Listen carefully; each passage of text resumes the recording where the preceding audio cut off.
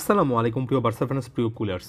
Barcelona শেষ পর্যন্ত champions লিগের প্রথম রাউন্ডটা শেষ করলো একটা ড্রয়ের মাধ্যমে এবং ওভারঅল যদি আপনি পয়েন্ট টেবিল দেখেন, বার্সেলোনা 8টা ম্যাচে 19 পয়েন্ট নিয়ে পয়েন্ট টেবিলের দ্বিতীয় স্থানে আছে এবং আমার কাছে মনে হয় খুব একটা বেশি আক্ষেপ করার এমন টাইপের রেজাল্টের সুযোগ নেই। হ্যাঁ, জয় পেলে বার্সেলোনা পয়েন্ট টেবিলের 1 নম্বর স্থানে উঠে আসতে পারতো এবং চ্যাম্পিয়ন্স লিগের গ্রুপ স্টেজ শেষে বার্সায় সবচেয়ে ধারাবাহিক ফুটবল খেলেছে এই জিনিসটা বলা যেত। তবে ওভারঅল বার্সেলোনা চ্যাম্পিয়ন্স লিগে যে একটা পরিবর্তনের মধ্য দিয়ে যাচ্ছে হানসি ফ্লিকের অধীনে, আমার কাছে মনে হয় এখানে সেকেন্ড স্পটে থাকাটাও যথেষ্ট ভালো একটা অর্জন। এটাকে ফুলিয়ে ফাঁপিয়ে এখনই বড় করছি না, এখনও সামনে অনেক দূর যেতে হবে।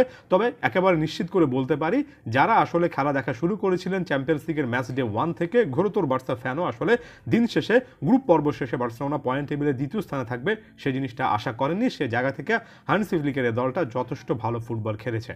হ্যাঁ, কিছু জায়গা থেকে অবশ্যই উন্নতির ছাপটা একেবারে স্পষ্ট। বার্সেলোনা ফার্স্ট হাফে প্রতিপক্ষের হাই প্রেসিং এবং একেবারে ম্যান মার্ক ডিফেন্সের কাছে, যেখানে প্রায় প্রত্যেকটা প্লেয়ারকে অন্তত একজন প্লেয়ার কড়া মার্কিংয়ের মধ্যে রেখেছেন, সেটা ভাঙতে পারেনি এবং ফার্স্ট হাফে বার্সেলোনাকে যথেষ্ট পরিমাণ ছন্ন ছাড়া বলে মনে হয়েছে। এটা নিয়ে বিন্দুমাত্র ডাউট রাখার সুযোগ দেখছি না। তবে সেকেন্ড হাফে বার্সেলোনা সেই গ্লিমস অফ ম্যাজিক্যাল স্পেলগুলো পেয়েছে এবং যেখানে লামিন ইয়ামাল এবং বড় বড় মতো রাফিনারা সুযোগগুলো কাজে লাগিয়েছেন, স্কোর লাইনটা বার্সেলোনা একদিক সময় কিন্তু বাড়িয়ে নিতে পেরেছে, লিড নিতে পেরেছে। যদিও ব্যাপারটা ফ্রাস্ট্রেটিং, যেভাবে শেষের দিকে এসে বার্সেলোনা গোল কনসিড করেছে বা দুবার এগিয়ে যাওয়ার পরও শেষ পর্যন্ত ম্যাচটা 1 পয়েন্ট নিয়ে মাঠ ছেড়েছে। প্রায় প্রত্যেকটা ম্যাচের ক্ষেত্রে বলি, চ্যাম্পিয়ন্স লিগে বিশেষ করে বলি, এর আগে বেনফিকার বিপক্ষে ম্যাচে আমরা অসাধারণ কামব্যাক দেখেছিলাম, বলেছিলাম ব্যাপারগুলোকে অভ্যাসে পরিণত করতে হবে। তাই আটালান্টা এই সিচুয়েশনে হয়তো বা অভ্যাসটা দেখা যায়নি, তবে সামনে এখন অনেকটুকু পথ বাকি আছে। এই ডিফেন্সটা নিয়েও কিছু না কিছু কাজ করা উচিত, কারণ রোনাল্ড আরাহুর সঙ্গে এরিক গার্সিয়ার সেন্টার ব্যাক ডুয়োটা খুব একটা বেশি জমেনি। এ ম্যাচও আমার কাছে মনে হয়নি।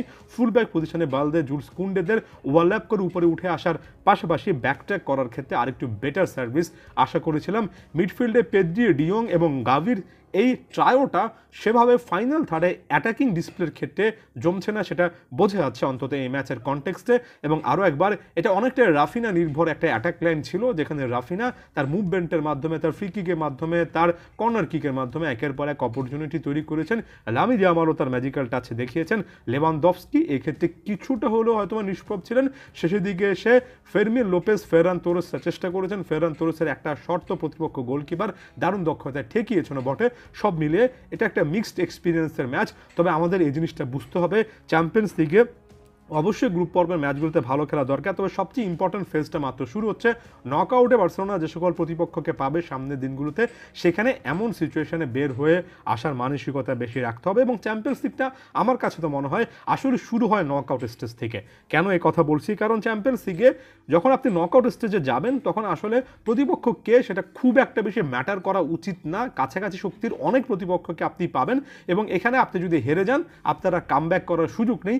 সেক্ষেত্রে চ্যাম্পিয়ন্স লিগের মতো নকআউট ভিত্তিক একটা কম্পিটিশন সেকেন্ড রাউন্ড থেকে সত্যিকার অর্থে আসল লড়াইটা শুরু হয়। তাই বার্সার সামনে তাদের প্রস্তুতিটা, হ্যাঁ, গ্রুপ পর্বকে আমি চ্যাম্পিয়ন্স লিগের নতুন দিনের বার্সার প্রস্তুতি হিসেবেই নিচ্ছি। সেটা ভালো হয়েছে।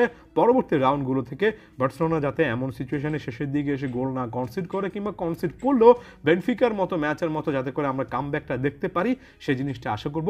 অল ইন অল এখন পর্যন্ত চ্যাম্পিয়ন্স লিগে বার্সেলোনার ওভারঅল মিশনটা আমার কাছে ফ্লিকের অধীনে যথেষ্ট ভালো শুরু হয়েছে বলে মনে হয়। এই দলটার প্রতি কিছু না কিছু আস্থার জায়গা সত্যিকার অর্থে তৈরি হচ্ছে। এ ব্যাপারে আপনারা কি ভাবছেন বার্সা ফ্যান হিসেবে অবশ্যই জানানোর চেষ্টা করবেন। আদিওস ভিস্কা এল বার্সা।